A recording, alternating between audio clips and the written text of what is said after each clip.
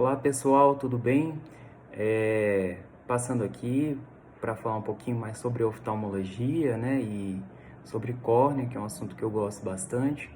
Para quem não me conhece, meu nome é Luan, eu sou médico oftalmologista. Atualmente eu faço uma subespecialização em córnea na Universidade Federal de Minas Gerais, córnea e doenças externas, né? E como prometido, eu já havia dito que eu ia falar um pouquinho sobre ceratocone, né? Então a córnea, eu brinco para os meus pacientes que, comparando o olho a um relógio, né?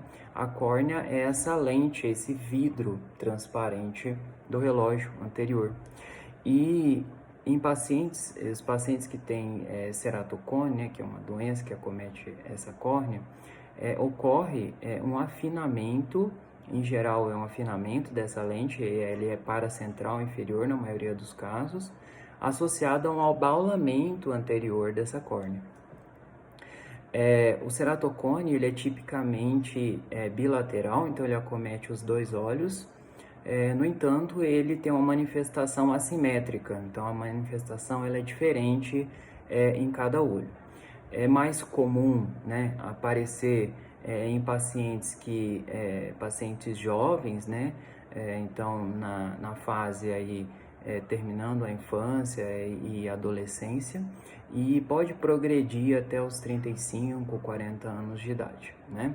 Há outros fatores que também podem desencadear o ceratocone antes ou mesmo uma progressão após os 40 anos de idade, mas não é comum.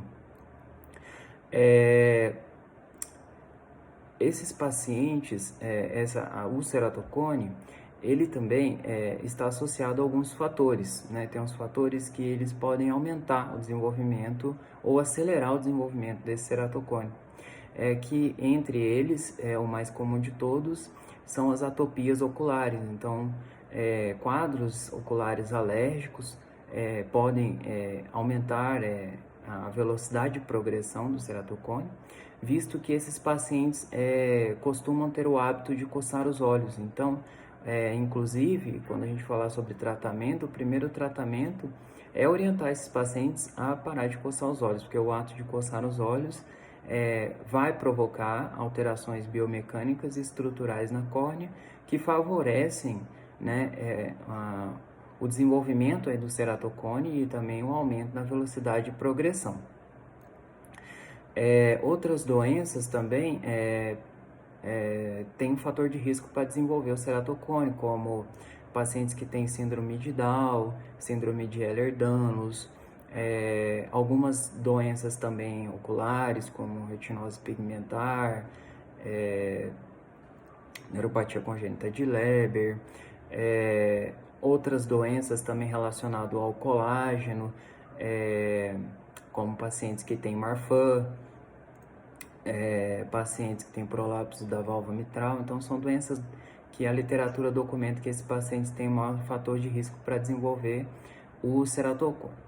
Bom, como eu falei, então o ceratocone é uma doença corneana bilateral, assimétrica, ela é progressiva, né?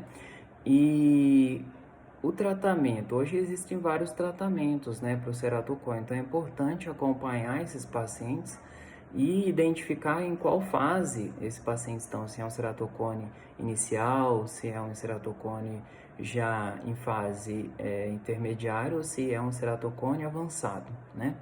Então, os tratamentos, como eu falei, o primeiro é sempre orientar todo mundo não coçar os olhos, né? Então, os pacientes não podem coçar os olhos.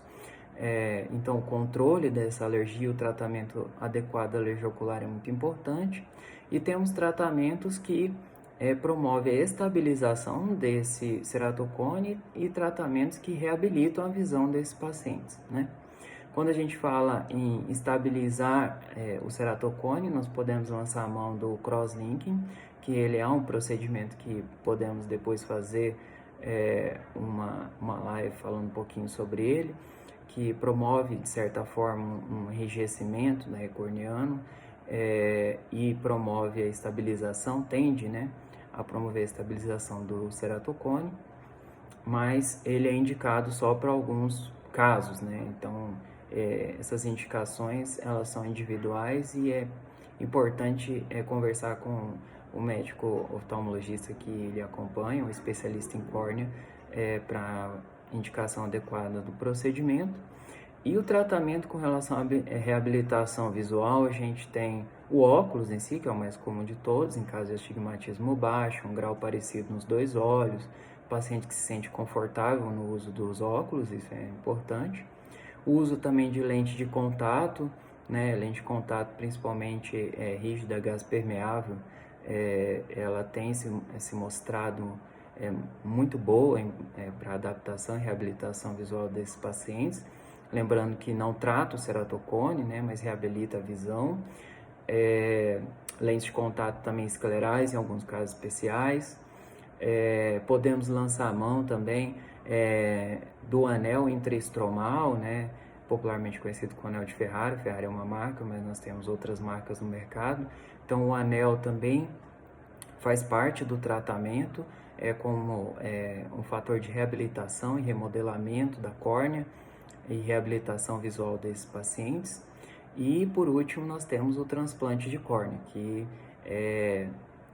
na maioria dos casos, a última opção, mais em ceratocones muito avançados e em casos que já há uma perda de transparência também dessa córnea, né, desse vidro.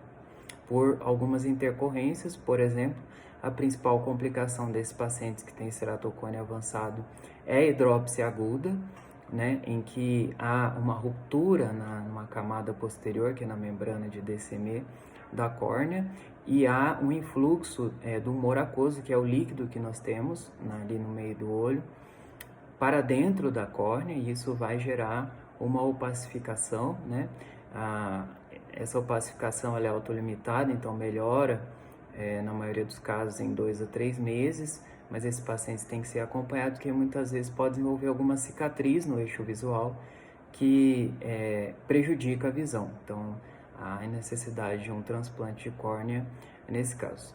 Mas é importante sempre uma consulta com o oftalmologista, né, para acompanhar, ainda mais quem já tem o diagnóstico de ceratocone e quem também não tem, interessante manter o acompanhamento e sempre discutir as melhores formas de tratamento com o seu médico sobre esse tema, tá bom? Quem tiver mais dúvidas, eu estou à disposição aí. Foi muito breve, também não falei algo muito avançado, porque senão também ia ficar difícil o entendimento, mas eu estou à disposição para tirar dúvidas e é um prazer estar aqui com vocês. Grande abraço a todos.